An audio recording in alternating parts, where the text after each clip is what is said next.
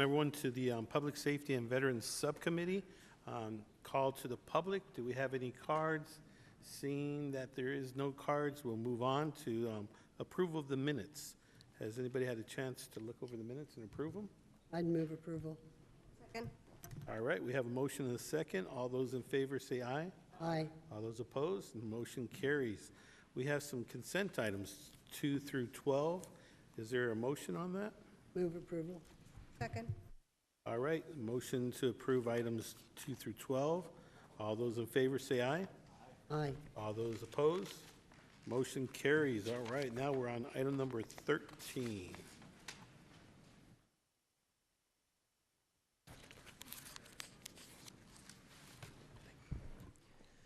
Good afternoon, Mr. Chairman, members of the subcommittee.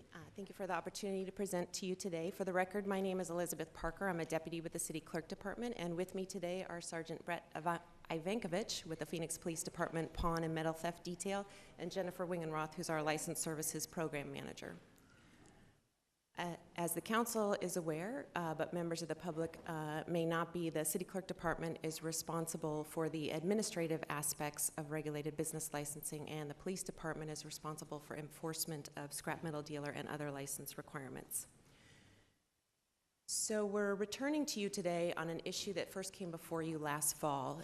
You may recall that in October, a representative of the scrap metal industry came before you to recommend that the city make a change to the existing code related to scrap metal dealers.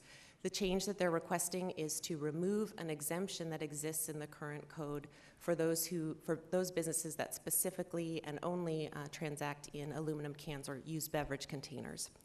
The reason they are requesting this, the removal of this exemption is that they'd like us to align our code more closely with state statute and to ensure that businesses that deal exclusively in aluminum cans are subject to the same licensing requirements that other scrap metal dealers in the city are, which include fingerprinting and background checks, a review by the police and planning departments, and a $180 fee, application fee, and a $130 annual license fee. So with your approval last December, we went forward with our standard stakeholder input process to gather feedback on this proposed change. That process includes posting information about the proposed change online in compliance with state law, mailing to approximately 200 stakeholders. So we mailed to current and former City of Phoenix licensees, as well as businesses that are currently registered with the state of Arizona, and a few other establishments that were identified by the police department through their education and outreach processes. We also held a public meeting on March 5th, and prior to this meeting, we did another round of notification to stakeholders just to ensure that anyone who would like to weigh in on this has the opportunity to do so. So far, we have not received any comments in opposition to this change. All the feedback we've received has been in support. And with your approval, we would move forward to asking the full City Council to review this item on June 5th. The ordinance itself would take effective on September 5th. And in between that time, we do one more round of notification and give people the time to come in and get compliant. With that, I'll take any questions that the subcommittee might have. Any questions from my colleagues? Any concerns? Thank you so much. There's not a motion on this. Oh, we actually have 2 cards on that. I'm sorry about that. Brittany?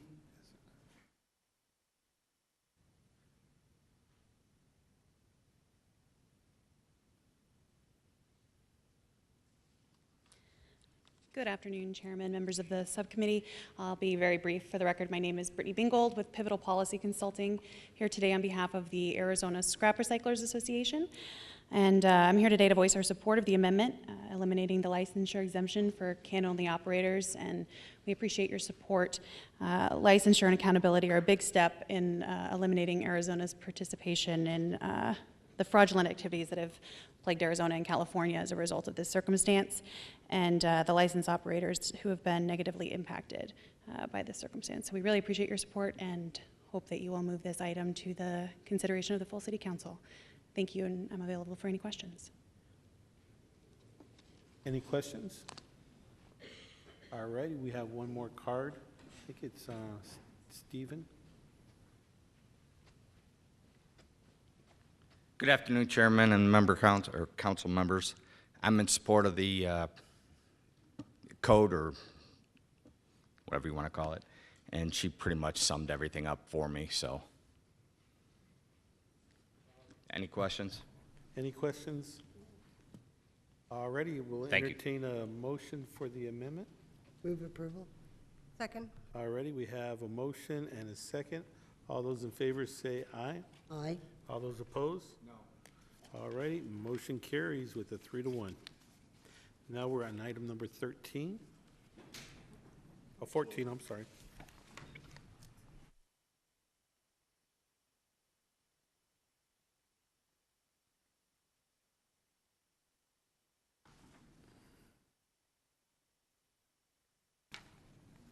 Good afternoon, Chairman Nowakowski and members of the subcommittee. I am Kara Cockburner, Fire Chief for the Fire Department. I am here with Assistant Chief Scott Walker, and we're here to provide an update to you regarding our fire department's efforts to acquire and implement an electronic patient care reporting system, commonly called EPCR. And Chief Walker will walk through a PowerPoint with us. Good morning, Chairman Nowakowski, or excuse me, good afternoon, Chairman Nowakowski, member of subcommittee. As the fire chief said, we're here to provide you with an update on our efforts to acquire and implement an EPCR system for the fire department. I wanted to start with really providing you with an overview of what EPCR really is. Simply stated, they are the 21st century solution for the modern fire department. These systems originally were designed to replace an old written documentation process to capture our patient care and patient treatment for those patients we provide service to throughout the community with a modern electronic version, basically a tablet with a software with a tablet system that allows us to comprehensively capture that care and that treatment in a form that then can be stored electronically and then accessed at a future date. This allows, obviously, much more opportunity for data analytics and those types of things. And while that was certainly a big benefit of the fire departments and the EMS services, today's systems are really much more comprehensive. They certainly meet the original intent, but now they also allow us to capture our fire investigation reports, our fire inspection reports, our ambulance transport ticket information. They allow us to also do better quality control because the information is available really in a database. They also allow us to really move into the data analytics and performance management environment that we're working diligently to move into to help be a more modern fire department. Simply stated, these systems are today's standard. Whether we look nationally or locally, most fire departments use an EPCR system. Being a standard, we know that they're written on data standards, and what that means is they allow for information to be transferred almost seamlessly. An example of that would be our first crew arrives on scene, begins patient care, and our ambulance arrives on scene a few minutes later. That crew can transfer that record right to that ambulance crew seamlessly without any error. That ambulance can then transport the patient to the hospital and can do the same thing. They can transfer that record seamlessly to the hospital. So you can see it reduces the effort of duplication and also much more reduces the chance of error or illegible type documentation. I think it's important to point out that even in 2014, when we did the core assessment, we recognized then that the single most important improvement that the fire department needs to make is an EPCR system. That statement was true then, and it's even more true today with the way these systems have advanced. That's what these systems are. I wanted to kind of cover some of the benefits that we know we'll realize from implementation of one of these systems. First, improved documentation. Because this is electronic format, we know it'll be more legible, more clear, more concise. We know that we can have required fields, that if we want certain information on every patient we experience or encounter in the city, we can make that a required field that you cannot move past it until you capture that. That is really important looking at follow-up on patient outcomes. Additionally, we know that in 2010, Georgetown University did a study and looked at how effective EPCR systems are. They found that 36% improvement in patient report completeness by the use of these systems. So you can see this will improve our documentation throughout the fire department. Secondly, improved billing process. We have our own ambulance service, as you know, and so we will be able to use this same system to do our ambulance ticket en route to the hospital. It's really just a drop-down menu on the actual initial application. This system will be integrated into our current billing process, so that information will be seamlessly transferred to that department. This will allow for less chance of error, lost tickets, those types of things. So we'll see efficiencies there. And really, as you probably hopefully get the idea, is we're going to see increased efficiencies really throughout the fire department. As you can see, it's going to impact almost all parts of our service we provide to our community. Integration of other systems, seamless transformation, better access to information at a later time. And so we will be more efficient with one of these systems. Improved data and performance management. I mentioned how we are moving that direction. One of our strategic initiatives for the fire department is to be a data-driven department. This allows us to do data analytics in a future time, really looking at output but also outcome. A perfect example of this is in the opioid crisis facing certainly America and our own city. Right now, it's difficult for us to know how many patients we encounter on a daily basis that are having an opioid overdose issue, absent of really going through written forms in the hundreds of written forms per year. This, we could query that information, and I could tell you today for how many we ran on today, for a month, or for a year. So this is the type of improvements and really the next level we'll be able to move in this environment. Hopefully you're seeing some of those efforts as we've been delivering more information to the council and our community in this arena. And lastly, access to the health information exchange. So this is out of the Affordable Health Care Act. This is where all medical professionals basically input information about patients, whether it be a firefighter, an EMT, a pharmacist, a doctor at a doctor's office, a doctor at a hospital. This allows this common database, and this allows us all to have access to information and to really better serve the patients we experience. An example of this might be a patient we respond to that might be unconscious. We might not know what their medical conditions are, but we might have their ID. With that, we could actually pull up their information and maybe know basically from that information some underlying medical condition that can allow us to better treat that patient, maybe save their life with that information. So these are just some of the benefits that we know we will realize from the system. So now I want to move into really what our efforts to date have been. So in fiscal year 15-16, the council did approve the fire department to move forward with acquiring a system. It did provide and allocate funding for us to do that, and so we immediately began working with the finance department. They do our large procurements, and so we were collaborating with them. We were basically developing our scope and our requirements and the matrix we'd use to move through that process. And in the fall of 2016, we did issue an RFP number 1. We were working through that process, and unfortunately, about halfway through that process, some concerns arose both from the fire department's perspective and the finance department's perspective that we thought the procurement might be challenged, so we wanted to stop, and we did stop that procurement and really start over. And we immediately began, again, a new process, again, reviewing the requirements to make sure we're going to realize the best technology out there at that time. And in the fall of 2017, we started RFP number 2. This, again, was going through the process. We did complete our demonstrations, our evaluations, working through that process, and towards the end, before we could make an award, some concerns once again arose that made us feel the best option was to stop that procurement and to start over. And that really brings us to us being here today to let you know where we are and where we're going. Our efforts and plan right now is to move forward with a new RFP.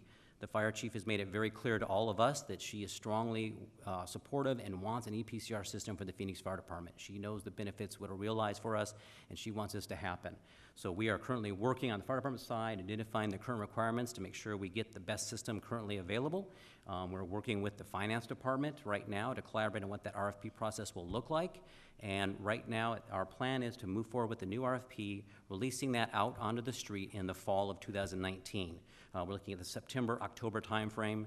We would anticipate this process to take about 6 to 8 months to get to where we could make the award. So we're looking at April, May of 2020 to have an EPCR system here into the city of Phoenix and the Phoenix Fire Department. So that really does conclude our part of the presentation, and certainly be happy to take or answer any questions you might have. Do we have any questions for my colleagues?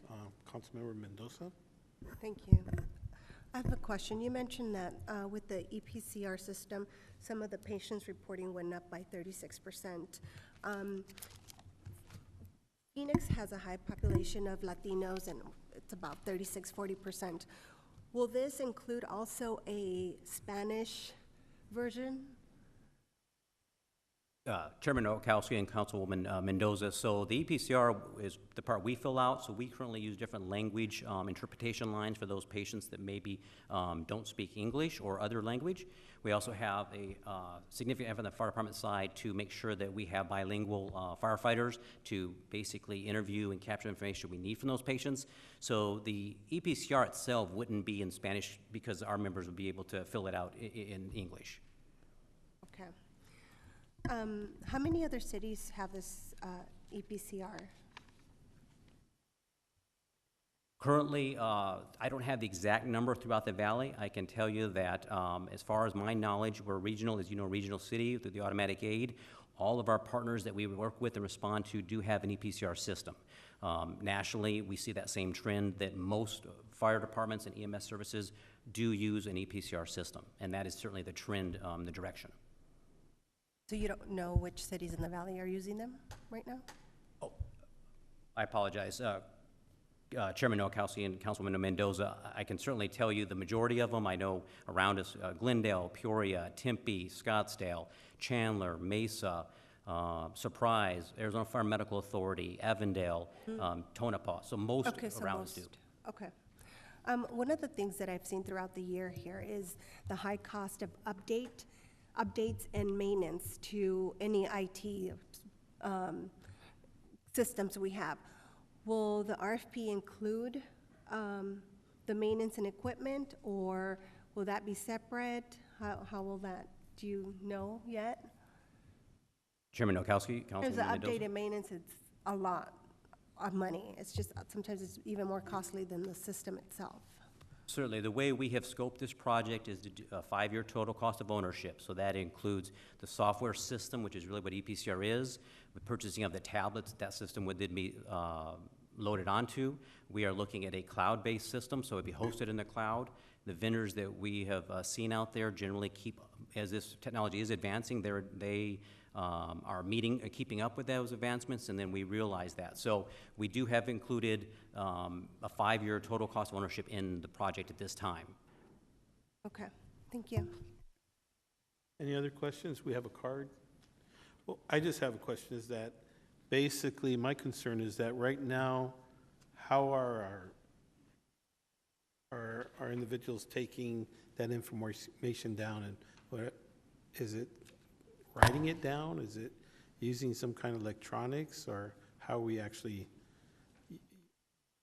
Chairman Nowakowski's member of subcommittee, we currently have a 35-year-old system, so it's a triplicate paper.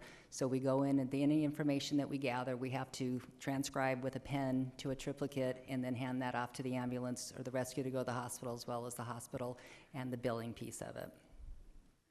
And then Phoenix happens to be kind of the hub for the region too, right? Correct. We dispatch, so the Phoenix Fire Department dispatches for 22 additional automatic aid partners, as well as 6 additional mutual aid partners. So we are definitely the hub, and we are, and to continue with Councilwoman Mendoza's question, is my understanding is we are the only department of the 26 that do not have EPCR. And out of the 26, is there a certain system that all 26 are using, or is it spread out different?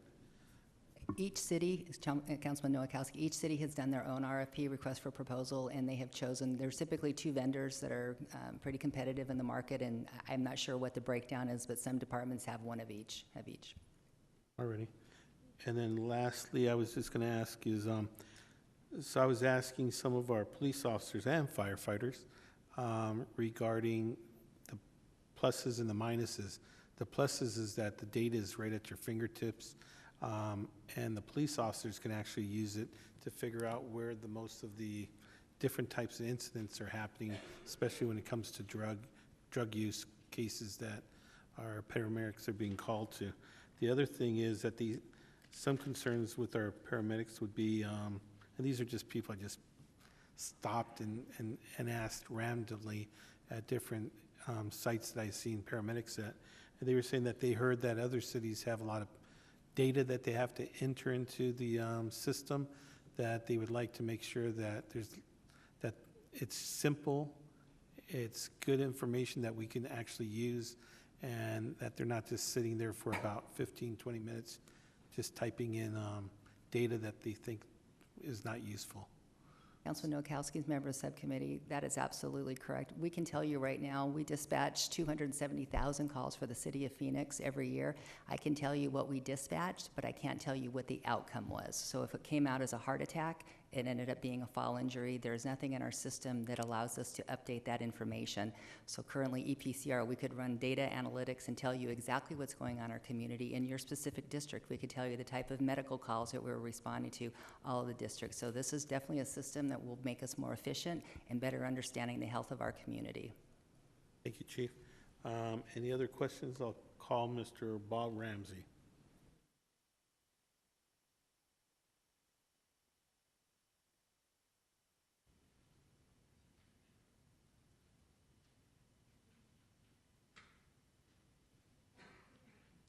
Hello, I'm Bob Ramsey. Did you want me to address you, or you want to ask questions? Yeah. Okay. 2 2 minutes, okay, I better get going then. Anyway, I want to encourage the city of Phoenix to go out for an EPCR. Since I own one of the companies that will compete, we actually have the majority of the EPCR of around the valley, most of the cities, and we've been there for a long time. We've replaced everybody that we've been there. We've replaced in the system. I concur that it's going to really change the face of which data and the continuity of care and funding will take place. It will happen very quickly, and it will be deeper. I do believe, though, in reference to a question that was asked, that it should be able to, the tablet should be able to have people who speak Spanish to be able to speak to it, and it can translate. Just having someone as a bilingual person on a scene is the best you can do, but data today can be translated, so I believe that that should take place. Also, an EPCR, not only the great things in which the chief and the department have absolutely said accurately, but it also the connecting ability of that data to your social services will dramatically affect both in terms of homelessness, behavioral health, and those issues will come about very quickly as the connectivity of information connects to the user in live time. It's very, very important that it's as much as important as the database that you do is the ability for the firefighters to be able to easily put the information in. I sit on a lot of boards nationally, and I can tell you that a lot of information that is gathered, if it's not gathered correctly, it's only worth about 6% as we look at it. That's true in both police and fire services nationally. So the ability to be able to gather the data quickly, easy, simple, and deep is probably one of the most important pieces, because as we all were raised, garbage in, garbage out.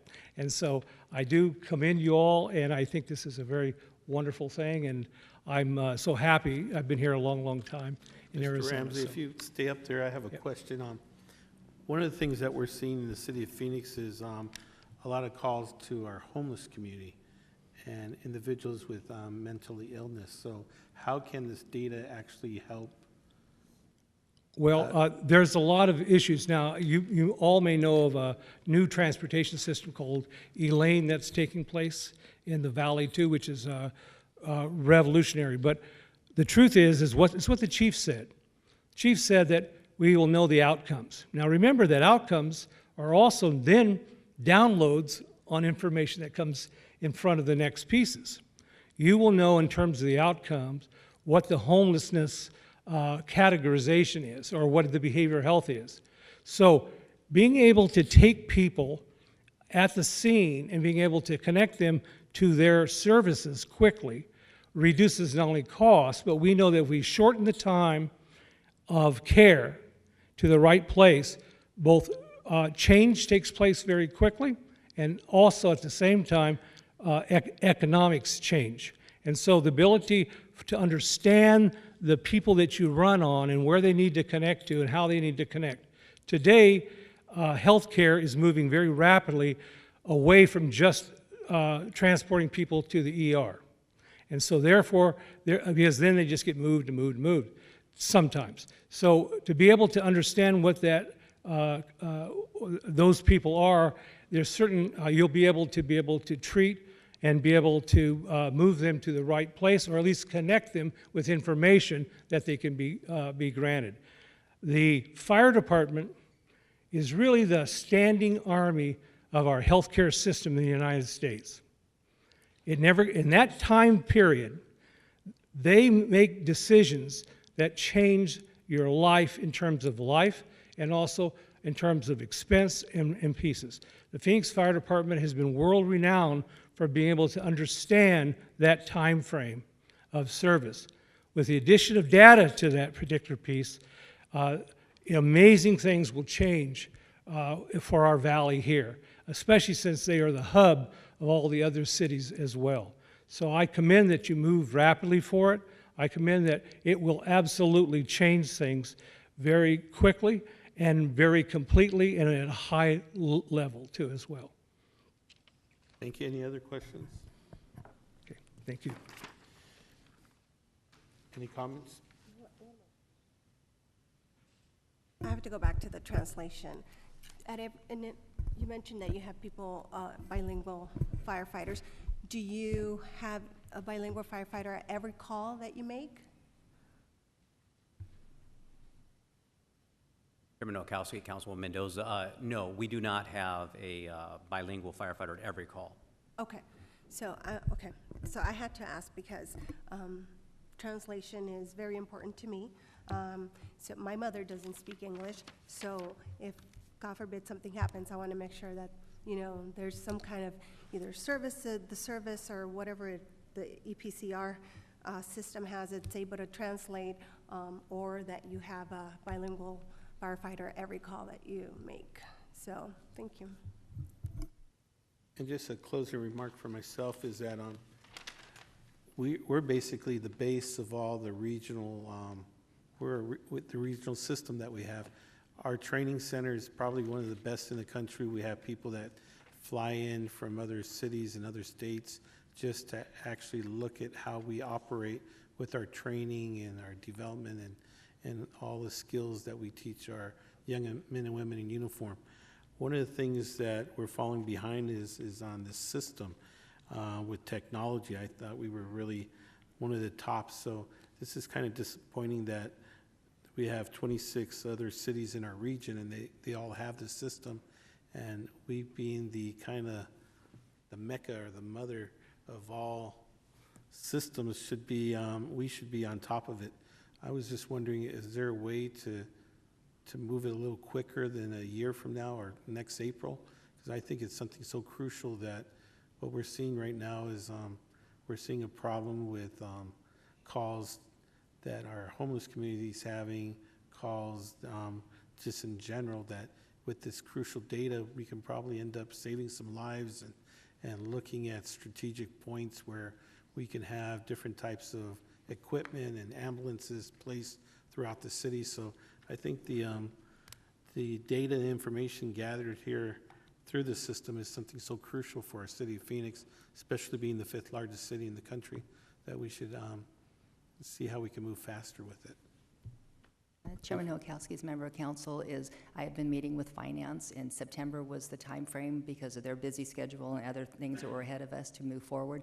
We look at 6 to 8 months simply because going through the procurement process, by the time you put everything out on the street, get the information back and evaluate, that would be the farthest or the longest it would be. We would hope to get it done sooner, but we're very committed to moving this forward, and I can't speak for finance, but when I did meet with the finance director, she was in agreement with that as well.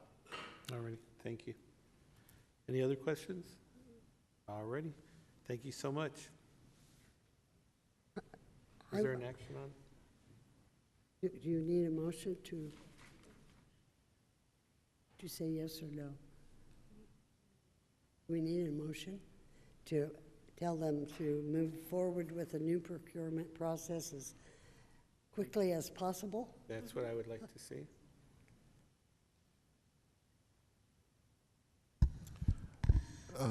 Mr. Chairman, members of the subcommittee, my understanding is you don't have to, but it's certainly okay for you to put a motion on the record that you're endorsing it.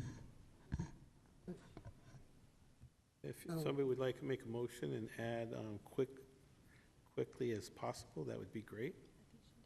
I would recommend to the full council, the fire department, work with finance to do a new procurement process as soon as possible to acquire this system. I think it's past time we had it, and I'm very delighted to see we're moving forward. Second. All righty, we have a motion and a second. Any comments? All those in favor say aye. Aye. All those opposed, it passes. Thank you. Now we're on item number 15, where we're going to be reappointing our presiding judge.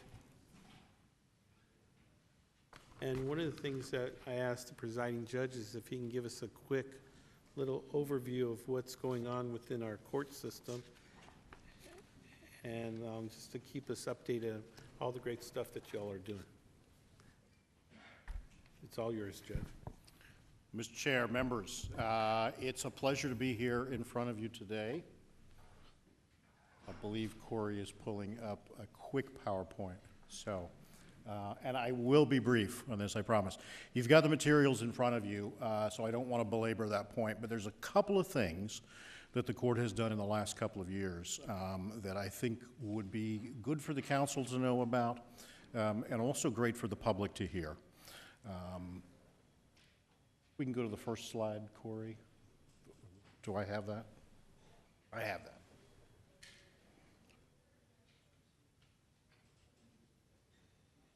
So 4 years ago, when you first gave me the honor and appointed me to this position, I told you that one of the biggest, most significant challenges facing the court as it moved towards the future was going to be upgrading our case management system. That was a huge deal for the court. The council was very supportive. You approved our plan going forward. I could not be prouder of what my staff have pulled off, because I'm here to report to you that almost 4 years later, that project was accomplished. It was accomplished on time. It was accomplished under budget. It's rolling out even as we speak. Essentially what we've done is leveraged what is really state-of-the-art business process automation that at this point really is the envy of other limited jurisdiction courts. And we've managed to take that and really put it on a platform that will take it into the future. So again, I could not be prouder of my staff for having pulled that off. And it really puts us in a position where some exciting things are coming. I don't need to tell you again about the Compliance Assistance Program, except that it's a good intro to the next part that I do want to tell you about. That program has continued really to change the tenor of the entire state. We've had over 40,000 individuals come through this individual court now. Again, 40,000 individual success stories. $22.5 million has come in as a result of those efforts. These are, as you will recall, people who were delinquent on those outstanding obligations and were suffering because of that. It has moved statewide. We've had many limited jurisdiction courts around the state that have adopted the program exactly as we put it together here in Phoenix. It has been adopted by the Arizona Supreme Court and spread out on their payment platform as a way for all courts in the state to do it. You have a copy there again of the Seidman Research Institute analysis and what they did in terms of looking at the economic impact of the first 9 months of that program. 42% of the people that go through there got new employment. That was huge when we first saw that. 53% got new employment. 42% saw a median rise in their incomes of over $24,000. $149 million positive impact to GDP in the city of Phoenix.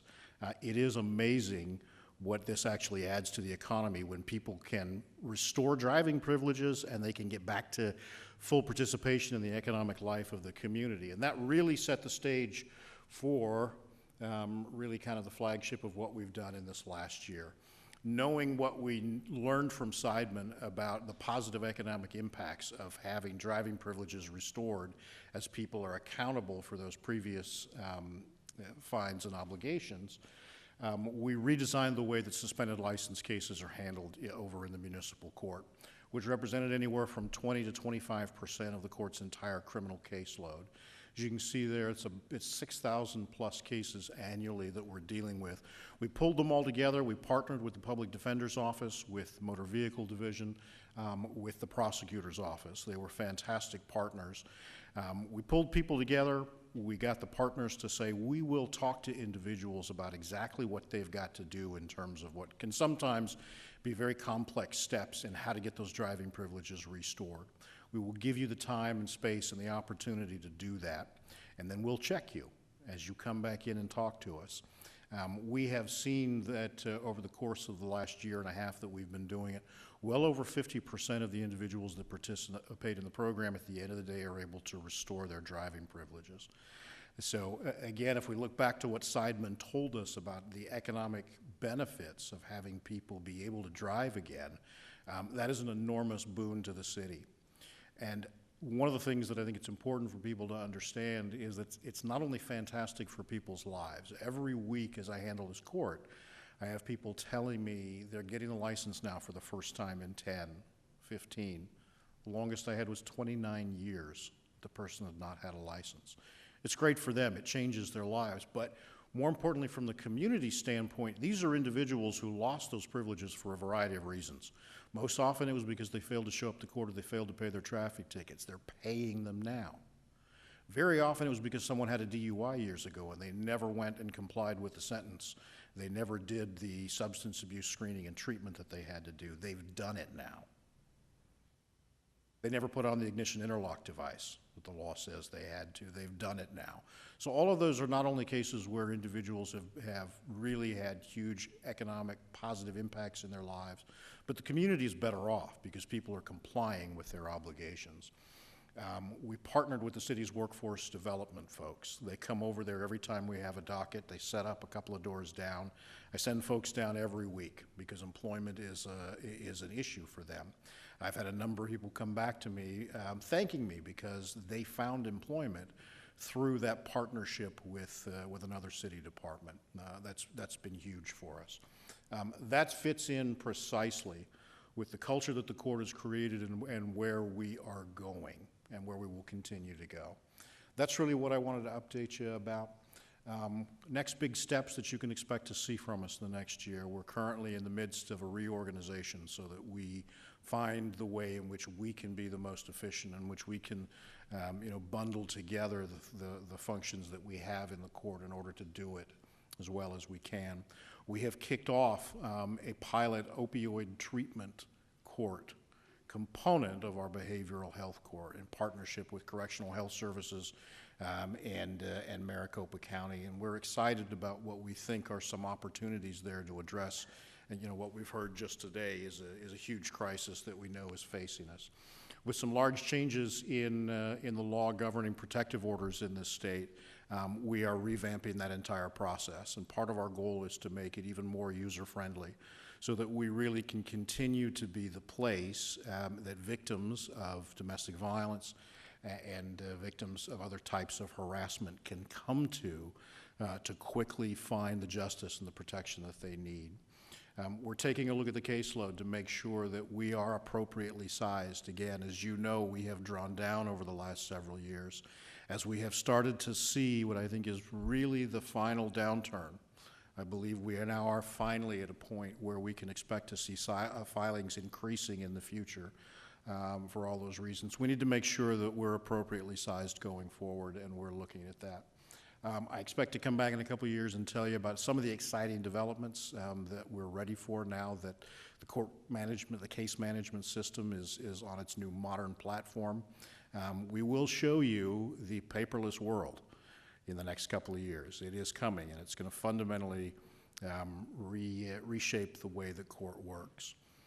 I appreciate the opportunity. I'd be honored if you would continue to have me lead the court. I could not be prouder of the men and women that I work with every day as they have the single goal of fulfilling that court's mission of justice through excellence.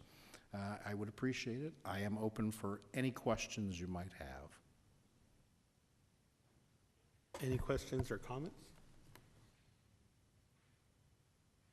Oh, we have about, how many judges do you have? We currently have 17. We have 17 cards of comments from 17 judges. Actually, Mr. Chair, I would like to compliment you. Judge, you have always been very good at communicating. When we have made special requests, you have been more than accommodating, and I am very eager to see where you're progressing to.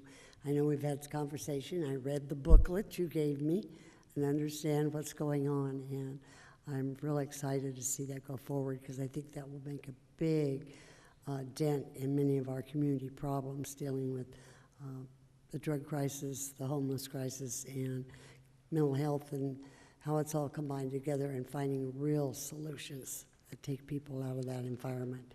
So if no one else has questions, I'd be willing to make a motion right now. Absolutely. I would move to reappoint Chief Presiding Judge B. Don Taylor III as the Chief Presiding Judge for an annual term that would end on June 30, 2020, and to increase the amount of his base salary by 3%. Second. Alrighty, we have a motion and a second. Any comments? 17 judges, any comments out there? Seeing none? All those in favor say aye. Aye. All those opposed? Motion carries. Congratulations, Judge, and thank Thank you you. for everything you do Great, for us. thank you.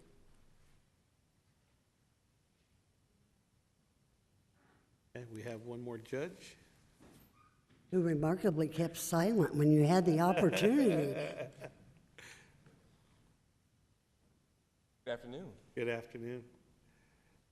So, Judge, if you would just like to give us just a little bit of who you are and just a couple minutes just to let us refreshen our memories and see if there's a motion up here. Well, I'm Judge Hudson. I've been on the bench approximately 5 years. I've been through this process. This will be my second time. As a judge in Phoenix Municipal Court, I have had the pleasure of doing arraignments, civil traffic hearings, orders of protection, trucking court, and now Veterans Court is my new assignment. I have approximately 243 veterans in our court. We are a court that is a therapeutic court. Our mission is to take the veteran and make them whole, find out where they're at, and take them to where they can be. We look at not just what they've done, but we look at the reason they did it, and we try to take away the cause that got them in our court to begin with. Right now, I think we've been extremely successful. It's been an honor and a privilege for the 5 months that I've been in that court. I've heard multiple veterans say, Judge, if it wasn't for this court, I don't know where I would be. Or, Judge, just thank you. This court has been a blessing to us. And like Judge Taylor, I would like to be reappointed to a 4-year term. And if you have any questions, I'm very happy to answer them. Do we have any questions for my colleagues? I want to thank you. We've had many compliments on your courts and your service to us, and you are greatly appreciated. Thank you. And I have great faith that you will continue in that vein and go forward and make us even better and more successful in the future and become a national leader across the board. So if you'd like a motion, I'd be willing to make a motion. Absolutely.